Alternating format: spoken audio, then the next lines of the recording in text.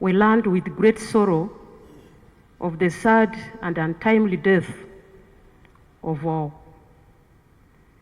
the beloved husband, father, uncle, brother,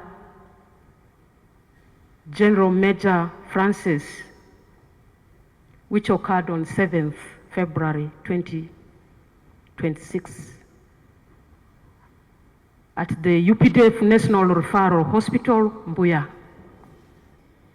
His service and contribution to this country will never be forgotten. Mourners, when it's your first time to interact with the men in uniform, they are aware of how they are trained, they are automatically people you can fear. Unless you get used to know to them, that's when you will look at them as human beings, people who are jolly. It is by their training. But late here was a different person. God gave him a permanent smiling face.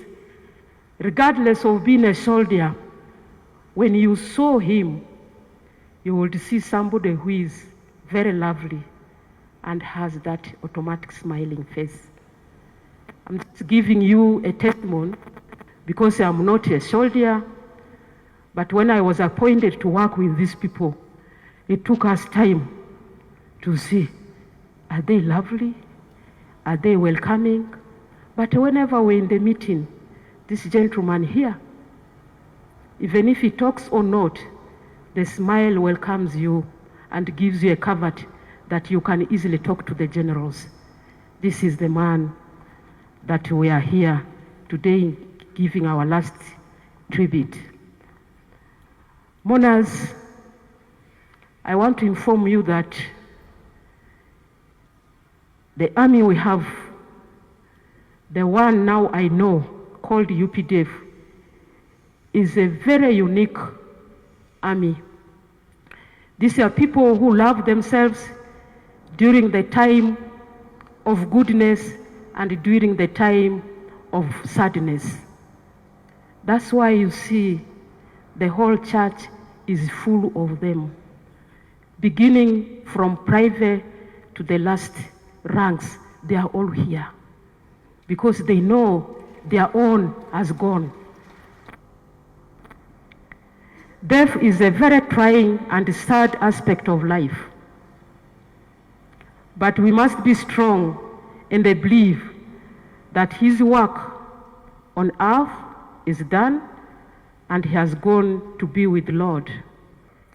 On behalf of the Uganda People's Defense Forces and on my own behalf, I do extend my condolences to the family, the friends, to the relatives, and to all of you, and to the Uganda People's Defense Forces on the loss of this gallant son of Uganda, a decorated two-star general of the UPDF, whose life was defined by duty, honor, and service to his motherland.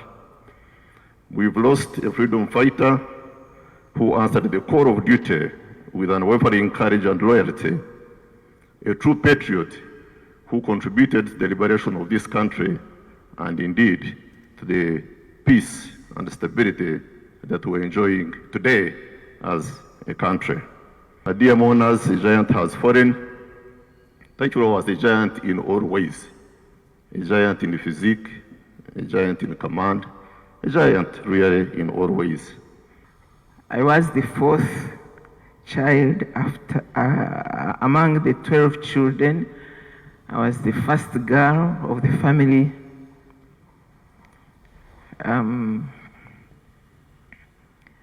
And Francis was our last born. If it was so that at that time they had allowed me to produce, I would have produced him. He's so young to me, and I have, up to now, I've been referring to him as that young man, that boy, and people say, you are talking about a general. But to me, he was that young. When we were left two of us, really we never thought who will go first. We never discussed that actually. I should have discussed. But him, in his own wisdom, just before he fell sick, around the 7th or something, he was discussing with somebody. They were just talking. And he told the person, said, I wish, he now called me Aunt Mzee. I wish Aunt Mzee could go first. I wish I could bury Aunt Mzee. Because if I leave her behind, she's going to suffer. So you can see the much love he had for me. He didn't want me to suffer in the world. But God decides his own will.